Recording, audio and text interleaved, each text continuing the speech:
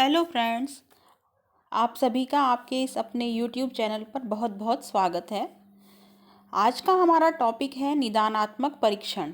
निदानात्मक जिसमें हम अध्ययन करेंगे निदानात्मक परीक्षण का अर्थ, उसकी विशेषताएं, उद्देश्य, महत्व एवं ऐसी कौन कौन सी बातें हैं जिनका एक निदानात्मक परीक्षण का निर्माण करते समय ध्यान में रखना आवश्यक है। चलिए अब हम आज के टॉपिक को आरंभ करते हैं। निदानात्मक परीक्षण का अर्थ। निदानात्मक परीक्षण का अर्थ जानने से पहले हम ये जानेंगे कि निदान शब्द से तात्पर्य क्या है, यानी कि निदान का मतलब क्या होता है। तो निदान का मतलब होता है समस्या का पता लगाना। जिस प्रकार से एक चिकित्सक जो होता है वो रोगी से मौखिक प्रश्न पूछकर, उसके लक्षण देखकर, उससे उचित प्रकार के टेस्टों के माध्यम से रोग का निदान करता है, यानी कि रोग के कारणों का पता लगाता है। ठीक है, कि उसको रोग क्या है और रोग हुआ किस वजह से है। इसी प्रकार से एक शिक्षक भी जो है वो शिक्षा के क्षेत्र में अपने विद्यार्थियों से मौखिक प्रश्न पूछकर, कक्षा में विद्यार्थियों के व्यवहार का अवलोकन कर, विभिन्न प्रकार के परीक्षणों के माध्यम से उसके अधिगम संबंधी कमजोरियों, उसकी समस्याओं का पता लगाता है। और जिस प्रकार से एक डॉक्टर जो है वो रोग के कारणों का पता लगाकर उसी के अनुरूप दवाई या उपचार दवाई देता है या उसका उपचार करता है रोग का, उसी प्रकार से एक शिक्षक भी विद्यार्थी की अधिगम क्षेत्र में होने वाली कठिनाइयों, समस्याओं का पता लगाकर उन्हें दूर करने के लिए उपचारात्मक शिक्षण प्रदान करता है।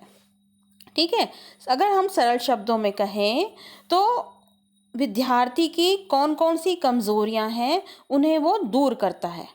अब हम बात करते हैं निदानात्मक परीक्षण की, कि निदानात्मक परीक्षण उपलब्धि परीक्षण का ही एक रूप है। अब आपके दिमाग में आया होगा कि उपलब्धि परीक्षण क्या होता है। उपलब्धि परीक्षण जो होता है वो है कि शिक्षार्थी शिक्षण के दौरान जो कुछ सीखता है उसे हम उपलब्धि कहते हैं। ठीक है, तथा उस उपलब्धि को जानने के लिए जिस परीक्षण का उपयोग करते हैं उसे उपलब्धि परीक्षण कहते हैं। यानी कि पूरे एक सत्र के दौरान, चाहे वो आपका 6th स्टैंडर्ड हो, चाहे 7th हो, चाहे आप बीए कर रहे हो, एमए कर रहे हो, जो भी क्लास आप पढ़ रहे हो, उस पूरे एक सत्र के दौरान के शिक्षण के दौरान आपने जो कुछ भी सीखा उसका पता कैसे चलेगा? उसका पता आपकी उपलब्धि परीक्षण के माध्यम से चलता है। ठीक है, कि आपने अगर 6th क्लास का जो स्टैंडर्ड का आपने जो पूरा एक सत्र पूरा किया, उस 6th क्लास के स्टैंडर्ड में कौन कौन से आपने जो अधिगम करना था वो आपने, वो उपलब्धि आपने ली है या आपने पूरी तरह से ली है या नहीं ली है, उसका पता हम किस प्रकार से करेंगे? परीक्षण के माध्यम से करेंगे। और इस प्रकार के परीक्षण को कहते हैं उपलब्धि परीक्षण। ठीक है, इसके अंतर्गत विशिष्ट विषय वस्तु या अधिगम अनुभव के अर्जित ज्ञान की विशेषताओं एवं कमियों का मूल्यांकन किया जाता है। यानी कि निदानात्मक जो परीक्षण होता है उसके अंतर्गत विशिष्ट विषय वस्तु क्या होती है? एक पर्टिकुलर टॉपिक जो कक्षा में आपको या आपके द्वारा अपने विद्यार्थियों को, बच्चों को पढ़ाया जाता है। जैसे कि आप अगर अपने बच्चों को एक पर्टिकुलर क्लास में एक गुणा करना बच्चों को सिखा रहे हैं, ठीक है, तो गुणा करने के दौरान आपने बच्चों को गुणा करनी सिखाई, आपने बच्चों को ये बताया कि गुणा किस प्रकार से करते हैं, तो बच्चों ने गुणा करना क्या सही प्रकार से सीख लिया। उस क्लास में कुछ बच्चे ऐसे होंगे कि जिन्होंने गुणा करना जो आपने सिखाया वो अच्छे प्रकार से सीख लिया, जबकि कुछ बच्चे ऐसे भी होंगे कि उनको वो गुणा करना अभी ढंग से नहीं आया। तो आप इन निदानात्मक परीक्षणों के माध्यम से ये पता लगाते हैं कि आपने जो कोई विशिष्ट विषय वस्तु बच्चों को सिखाई है या विशिष्ट विषय वस्तु का जो आपने अधिगम कराया है उससे विद्यार्थियों को कितनी अधिगम प्राप्त हुआ, कितना बच्चों ने सीखा और उसकी कमियां क्या रह गईं। ठीक है।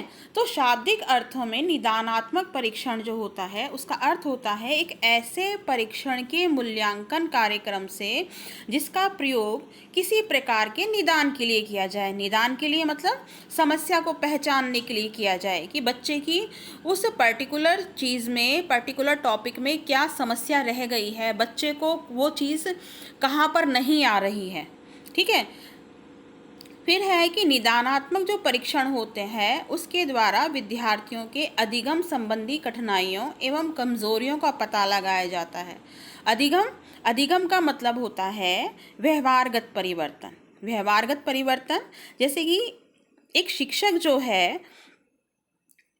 शिक्षक के रूप में आप अपने विद्यार्थियों को जो कुछ भी कक्षा में सिखाते हैं, क्या विद्यार्थी ने उसको आत्मसात कर लिया? अगर विद्यार्थी ने उसको आत्मसात कर लिया, इट मीन्स उसको अधिगम हो गया। लेकिन अगर विद्यार्थी उस चीज़ को आत्मसात नहीं किया, विद्यार्थी के व्यवहार में परिवर्तन नहीं आया, तो उसको वो अधिगम सही प्रकार से नहीं हुआ है।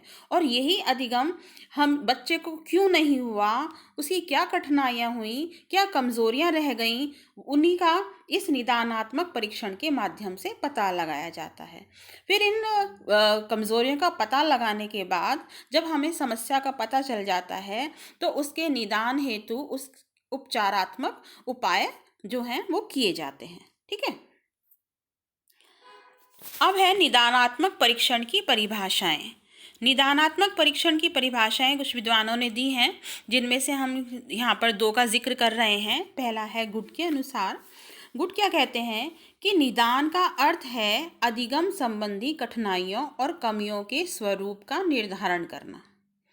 ठीक है, कि विद्यार्थी को अधिगम के संबंध में कौन कौन सी कठिनाइयाँ हो रही हैं, कौन कौन सी ऐसी कमियां हैं जो विद्यार्थी जो है सही प्रकार से सीख नहीं पा रहा, उसके स्वरूप का यहाँ पर निर्धारण करना। ठीक है।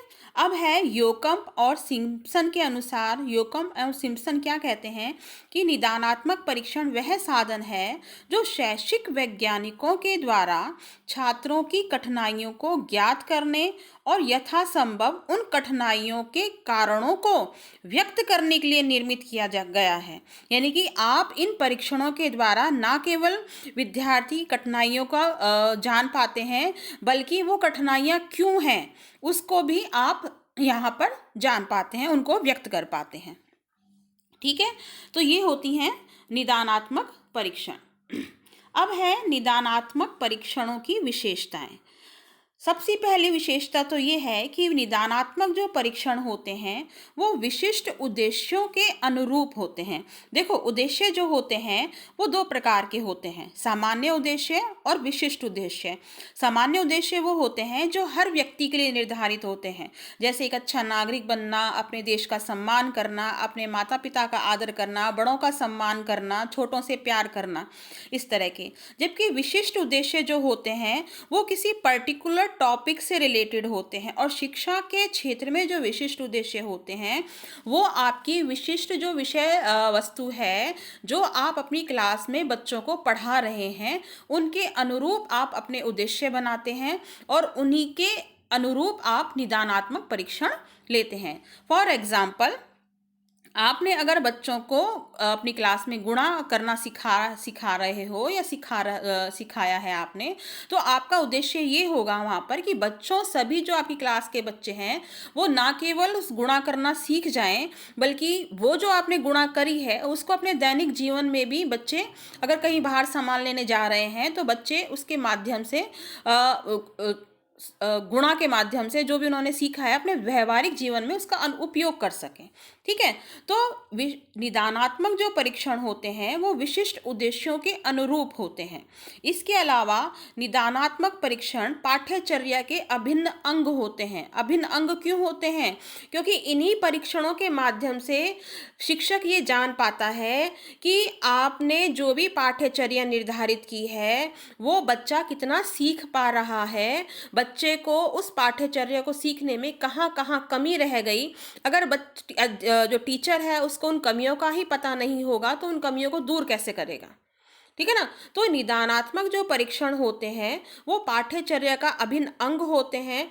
इसके अलावा कुछ जो विशेषज्ञ हैं वो ये मानते हैं कि निदानात्मक जो परीक्षण होते हैं वो प्रमाणीकृत होते हैं, यानी कि इनका मापन हो सकता है, जबकि कुछ मानते हैं कि इनका प्रमाणीकृत नहीं, इनका नहीं हो सकता है। ठीक है। इसके अलावा विद्यार्थियों की प्रगति का यहाँ पर ये वस्तुनिष्ठ रूप से परीक्षण नहीं करते। ठीक है, कि विद्यार्थी कितनी प्रगति कर रहा है उसका एग्जैक्ट खाका खींच के ये आपको नहीं देते हैं ये। ठीक है।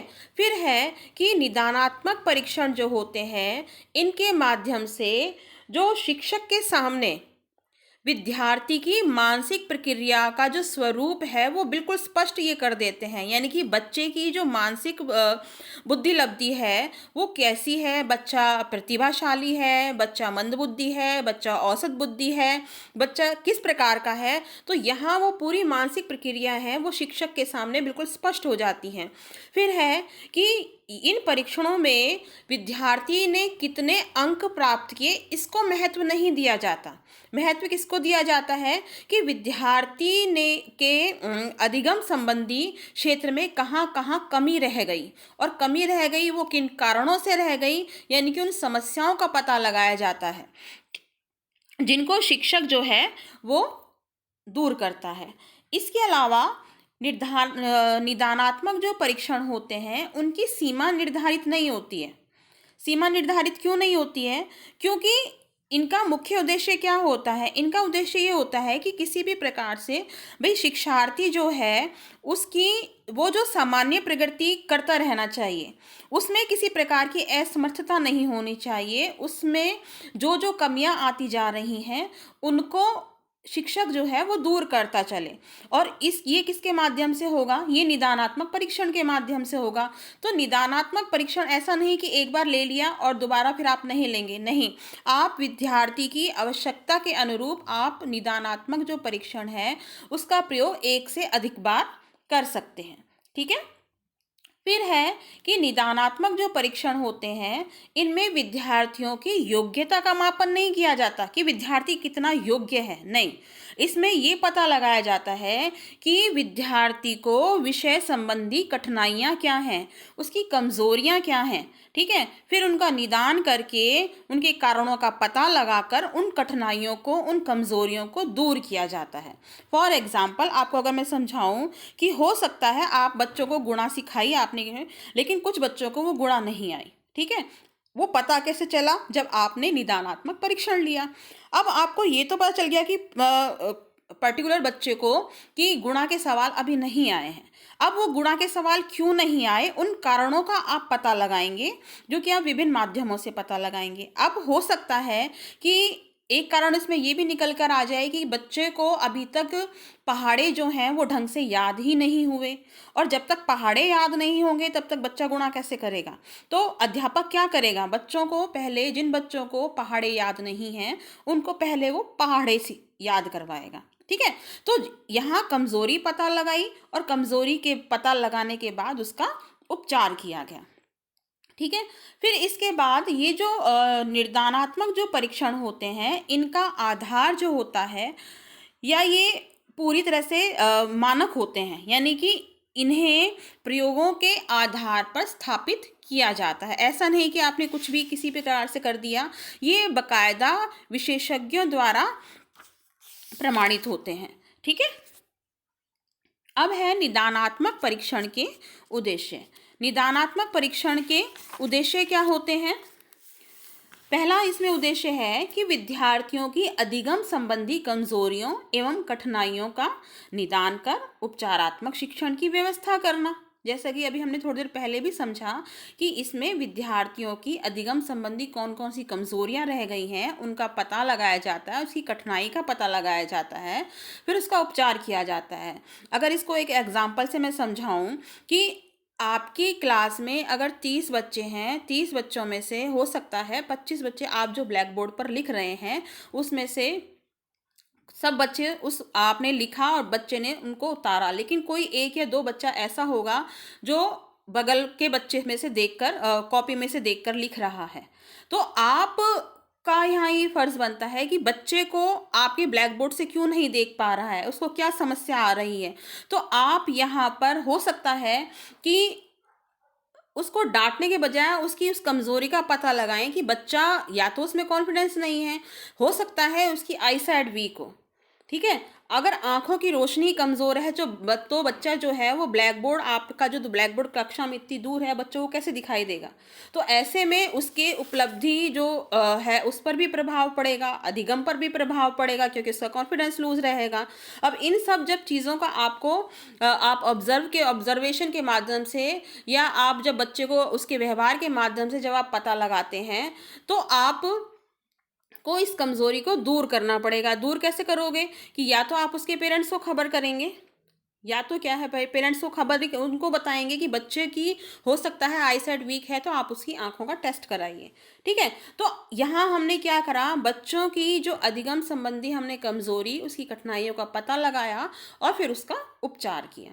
ठीक है, या फिर आपका ये अभी थोड़ी देर पहले जो मैंने गुणा वाला एग्जाम्पल दिया था कि हो सकता है बच्चे को गुणा नहीं आ रही, क्यों नहीं आ रही, हो सकता है बच्चे को पहाड़े याद नहीं हो सकता है बच्चे को शब्द अक्षर पहचानने में कोई समस्या आ रही हो सकता है बच्चों को अंकों के निर्धारण में समस्या आ रही हो। तो पहले आपको, वो हो सकता है बच्चे को जमा ही नहीं करनी आती हो, तो पहले आपको उन कमियों को दूर करना पड़ेगा, तभी बच्चा गुणा को जो है आप जो सिखाना चाह रहे हो उसको सही प्रकार से वो सीख पाएगा। फिर है विद्यार्थियों के किसी क्षेत्र विशेष या प्रकरण से या विषय सामग्री के अध्ययन या अधिगम संबंधी कठिनाइयों का इनके माध्यम से निदान किया जाता है। ठीक है, हो सकता है बच्चा किसी पर्टिकुलर टॉपिक में कमज़ोर है, तो आप उस पर्टिकुलर टॉपिक से रिलेटेड आप वहाँ पर बच्चों को क्या कठिनाई आ रही है, तो आप उसका वहाँ पर पता करके निदान करेंगे। ठीक है, फिर है विद्यार्थियों की इन परीक्षणों के माध्यम से हमें विद्यार्थियों की विभिन्न श्रेणी यानी कि क्लास में कौन से बच्चे प्रतिभाशाली हैं, कौन से बच्चे पिछड़े हैं, कौन से बच्चे औसत बुद्धि के हैं, कौन से बच्चे मंद बुद्धि के हैं, उनकी पहचान आराम से हो जाती है। और जब एक शिक्षक को अपने बच्चों की पहचान हो जाएगी, तो उसके लिए शिक्षण कार्य करना आसान हो जाता है। क्यों? क्योंकि उसको पता होता है कि ये बच्चा प्रतिभाशाली है, मुझे इसको इस प्रकार से टैकल करना है, ये बच्चा मंद बुद्धि है, मुझे इस प्रकार से टैकल करना है। तो शिक्षक के लिए ये चीज़ें आसान हो जाती हैं। ठीक है, और बच्चे को भी अधिगम जो है वो सही प्रकार से हो पाता है। फिर निदानात्मक परीक्षणों के माध्यम से जो शिक्षक है वो अपने अध्ययन और अध्यापन की जो प्रक्रिया है उसमें भी उचित प्रकार से सुधार कर पाता है। हो सकता है कि कोई टॉपिक ऐसा है कि टीचर शायद उसका पढ़ाने का तरीका ही सही ना हो, तो अगर टीचर को लग रहा है कि बच्चों को नहीं समझ में आ रहा, तो अपनी जो अपना शिक्षण पढ़ाने का जो तरीका है उसमें सुधार करके किसी दूसरी विधि से बच्चों को पढ़ा सकता है। ठीक है, फिर है कि इन परीक्षणों के माध्यम से पाठ्यचर्या में भी आवश्यक परिवर्तन लाए जाते हैं और साथ ही साथ अनुदेशनात्मक जो कार्य हैं उनमें भी संशोधित करने में प्रोत्साहन दिया जाता है। पाठ्यचर्या में परिवर्तन कैसे लाएंगे कि हो सकता है जो पाठ्यचर्या विद्यार्थियों को पढ़ाई जा रही हो वो उनके स्तर के अनुरूप ही नहीं है। जब वो उनके स्तर के अनुरूप है ही नहीं तो विद्यार्थी उसको सीखेंगे कैसे। हो सकता है उसका कठिनाई का स्तर अधिक हो। अगर कठिनाई का स्तर अधिक है, हो सकता है बच्चे 6 क्लास का जो स्टैंडर्ड के बच्चे हैं उनको जो पाठ्यचर्या पढ़ाई जा रही है वो हो सकता है 7th क्लास के स्टैंडर्ड के अनुरूप है। तो ऐसे में बच्चों का अधिगम स्तर जो है वो कम ही रहेगा। और इन सब का पता आपको पता कैसे चलेगा? निदानात्मक परीक्षण के द्वारा। ठीक है, या फिर हो सकता है कि जो पाठ्यचर्या डिजाइन की गई है, जो पाठ्यचर्या डिसाइड की गई है, बनाई गई है, वो विद्यार्थियों को बोझिल लगती हो, उसको उसमें अरुचिकर लगती हो, बच्चों को रुचि ही नहीं आ रही है। जब बच्चे रुचि नहीं लेंगे पढ़ने में तो उनका अधिगम का स्तर जो है वो नीचे ही रहेगा, वो ऊपर नहीं जाएगा। तो ऐसे में आवश्यक है कि इन परीक्षणों के माध्यम से विद्यार्थियों में जो हम पाठ्यचर्या पढ़ा रहे हैं उसको इस प्रकार से डिज़ाइन करें कि हो सकता करें जिससे कि विद्यार्थी ना केवल उसमें रुचि लें बल्कि उसके अनुरूप उनकी योग्यता जो है वो हम इस प्रकार से पाठ्यचर्या डिज़ाइन करें कि जो हम अपने विद्यार्थियों से एक देश के भाविक नागरिक के रूप में जो जिन योग्यताओं की पूर्ति हम देखना चाहते हैं वो उसको पूर्ण करती हो पाठ्यचर्या। ठीक है, तो इस प्रकार से निदानात्मक जो परीक्षण होते हैं वो किसी पाठ्यचर्या के में कौन कौन से परिवर्तन लाने हैं उसके लिए भी आधार का काम करते हैं। फिर है कि विद्यार्थियों को अध्ययन में रुचि लेने हेतु प्रोत्साहित करते हैं। जाहिर सी बात है कि अगर विद्यार्थियों को अध्ययन में रुचि होगी तो बच्चों की जो शैक्षिक उपलब्धि है वो उच्च स्तर की होगी। ठीक है, और जब बच्चों की कमियां पूरी हो जाएंगी, बच्चे को अगर गुणा में अगर पहाड़े याद नहीं है और इसलिए उसको गुणा नहीं आ रही है और बच्चे ने अगर टीचर ने उसकी कमी का पता लगा लिया और बच्चे को पहाड़े याद करवा दिए, तो ऐसे में अब बच्चे को जब गुणा करेगा तो उसका कॉन्फिडेंस जो लेवल है वो अलग स्तर का होगा। ठीक है, जब उसकी समस्या दूर हो गई तो अब वो पढ़ने में भी रुचि लेगा और आगे मतलब लेने में रुचि लेने के साथ साथ वो आगे एक कदम आगे ही रहेगा और विद्यार्थियों से। ठीक है, तो अब है इसके बाद विद्यार्थियों को उनकी योग्यताओं, कुशलता एवं अभिरुचि का आदि का भी यहाँ पूर्ण ज्ञान जो है ये निदानात्मक परीक्षण कराते हैं। हो सकता है बच्चा मैथ में वीक है लेकिन उसकी जो ड्राइंग है वो बहुत अच्छी है। ठीक है, तो बच्चे को यहाँ पर निदानात्मक परीक्षणों के माध्यम से ये पता चलता है कि मेरा जो इंटरेस्ट है वो किस फील्ड में है, मैं किस चीज़ में रुचि लेता हूँ। ठीक है, और इन्हीं निदानात्मक परीक्षण के माध्यम से जो शिक्षक है वो ना केवल उसकी कठिनाइयों के और कमजोरियों के आधार पर उनको दूर करते हैं, बल्कि इनकी कठिनाइयों और कमजोरियों के आधार पर उनको शैक्षिक एवं व्यावसायिक निर्देशन प्रदान करते हैं। बच्चे की अगर ड्राइंग में रुचि है, बच्चे के ड्राइंग में नंबर ज़्यादा आ रहे हैं या बच्चा जो है ड्राइंग बहुत अच्छे से करता है, तो टीचर उसको ये सजेस्ट करेगा कि आप अपना जो करियर है उसको, मैथ तो आपको पढ़ना ही है लेकिन आप अपना करियर जो है वो ड्राइंग के क्षेत्र में बनाएं। ठीक है, तो इस प्रकार से ये जो निदानात्मक परीक्षण होते हैं वो विद्यार्थियों के व्यावसायिक निर्देशन में भी काम आते हैं। फिर है ये जो निदानात्मक परीक्षण होते हैं ये मूल्यांकन की प्रक्रिया को अधिक सार्थक और प्रभावशाली बनाने में भी सहायता प्रदान करते हैं। अब है निदानात्मक परीक्षण का महत्व। निदानात्मक परीक्षण का महत्व क्या है? बाल केंद्रित शिक्षा के लिए उपयोगी, यानी कि ये जो निदानात्मक परीक्षण होते हैं, जाहिर सी बात है जब आप बच्चे की कमियों का पता लगाकर उनको दूर कर रहे हैं तो ये बाल केंद्रित ही है। तो यहाँ पर क्या होता है कि इन परीक्षणों के माध्यम से जो अध्यापक है वो अपने कक्षा के छात्रों की व्यक्तिगत विभिन्नता को ज्ञात कर लेता है। व्यक्तिगत विभिन्नता यानी कौन सा बच्चा इंटेलिजेंट है, कौन सा बच्चा औसत है, कौन से बच्चे को क्या परेशानी है। हो सकता है किसी बच्चे को लेख अच्छा लिखता है, कई बच्चे ऐसे होते हैं जो बोल अच्छा लेते हैं, कई बच्चे ऐसे होते हैं जो गा अच्छा लेते हैं। तो एक अध्यापक को इनके माध्यम से बच्चों की व्यक्तिगत विभिन्नता का ज्ञात हो जाता है। साथ ही किसी छात्र ने विषय वस्तु को कहाँ तक सीखा है, क्या नहीं सीख पाया है, इन सभी बातों का ज्ञान निदानात्मक परीक्षण के द्वारा ही हो सकता है। ठीक है, फिर है शैक्षिक परिस्थितियों के लिए उपयोगी। शैक्षिक परिस्थितियों के लिए उपयोगी यानी कि ये जो निदानात्मक परीक्षण होते हैं ये पूरी जो एक पठन पाठन की जो स्थितियां होती हैं, क्लास में जो पूरी एक्टिविटी चल रही है टीचर और विद्यार्थियों के बीच में, उस पूरी एक्टिविटी को प्रभावशाली बनाने में बहुत योगदान देते हैं। फिर इनके द्वारा अध्यापक जो है, क्योंकि इसका व्यापक रूप से अध्यापक के द्वारा प्रयोग किया जाता है, तो इनके जो परिणाम हैं शैक्षिक परिस्थितियों में वो बहुत ज़्यादा महत्वपूर्ण और उपयोगी सिद्ध हो चुके हैं। ठीक है, फिर है श्रम एवं समय की बचत। अब है इन परीक्षणों के द्वारा छात्रों की कठिनाइयों का जो पता लगाकर उस कठिनाई को दूर किया जाता है। इससे क्या होता है, अध्यापक के श्रम की बचत होती है। श्रम की बचत कैसे होती है कि एक तो आपने कोई यूनिट स्टार्ट कराई और यूनिट स्टार्ट कराते के साथ आपने पहले या दूसरे चैप्टर के बाद आपने बच्चों का टेस्ट ले लिया, तो आपको पहली ही स्टेज पर बच्चे की कमज़ोरी पता चल गई और आपने उसको वहाँ पर दूर कर दिया। तो जो अध्यापक है वो प्रारंभिक स्तर पर ही बच्चे की कमियों को दूर करता हुआ चलता चला जाता है। तो इससे क्या होता है, अध्यापक के श्रम की भी बचत होती है और बच्चों की जो शैक्षिक उपलब्धि है उस पर भी इसका सकारात्मक प्रभाव पड़ता है। अब है निदानात्मक परीक्षण के निर्माण में ध्यान रखने योग्य कौन कौन सी बातें हैं, उसके बारे में अब हम जिक्र करेंगे। पहला है अधिगम की कठिनाइयों और कमजोरियों से संबंधित क्षेत्रों में से परिचित होना।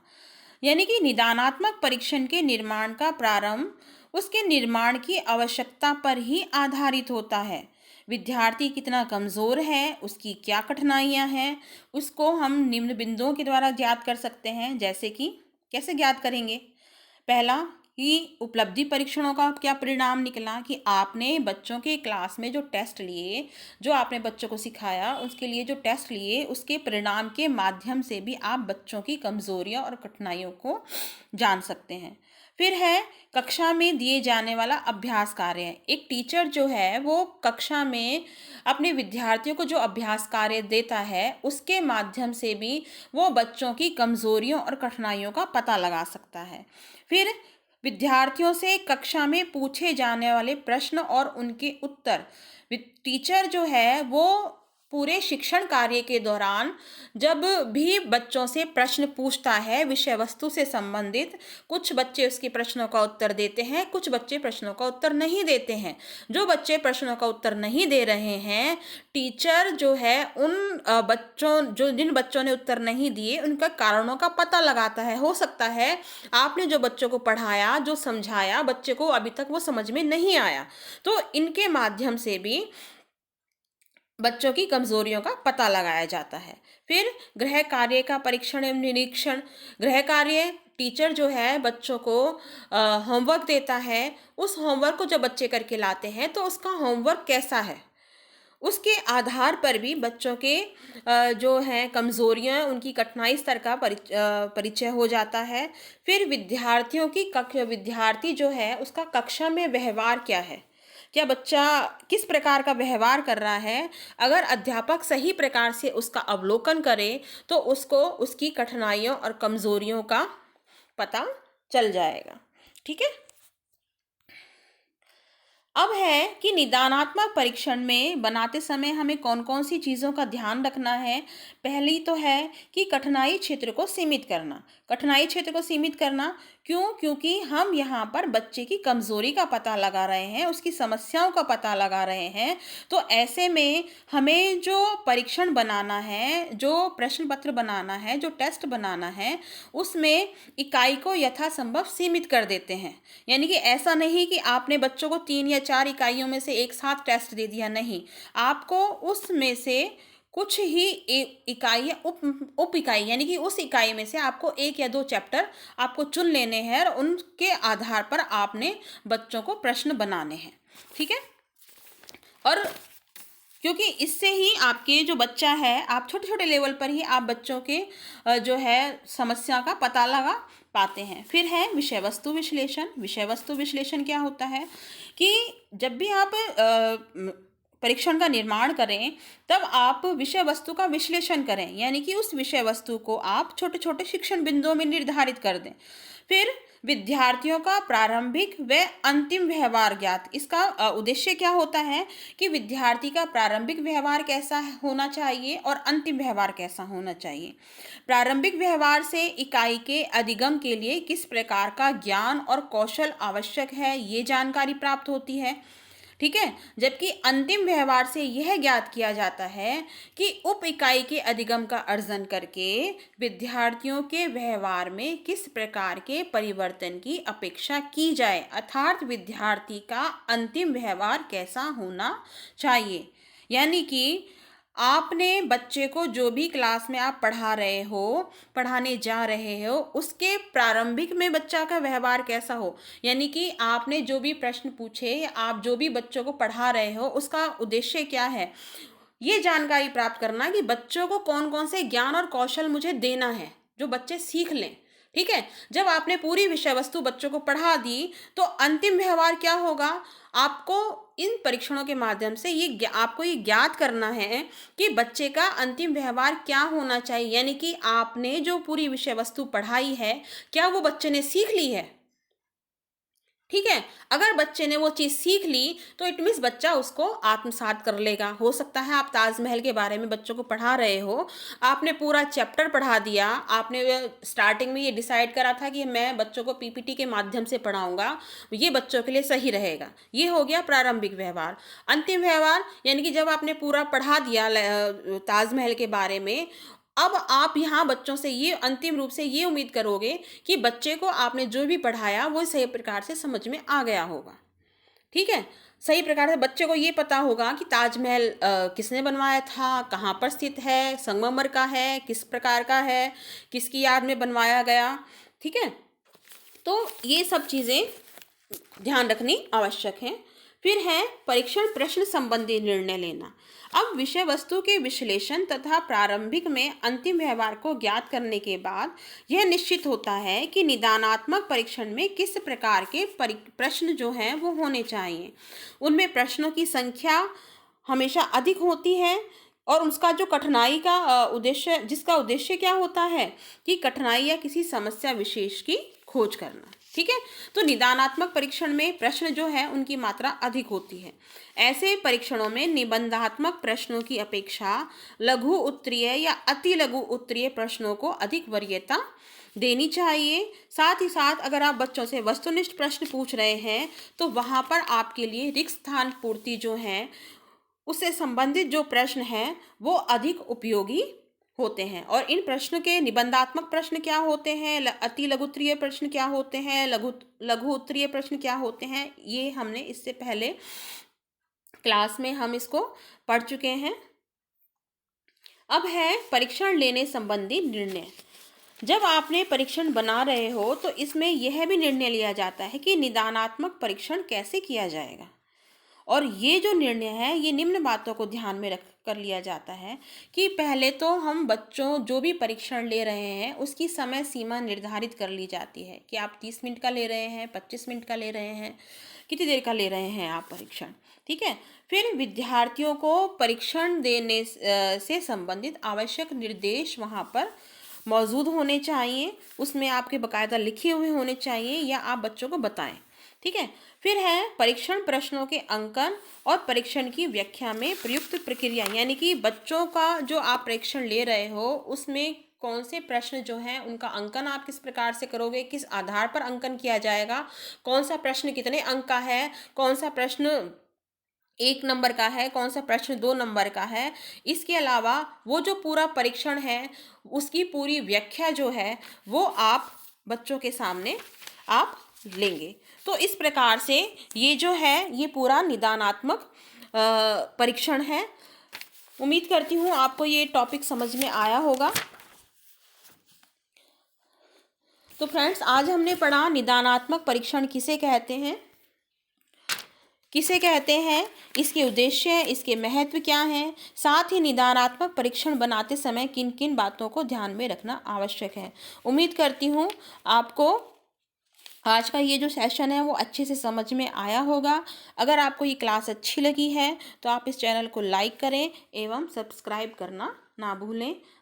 थैंक यू, धन्यवाद।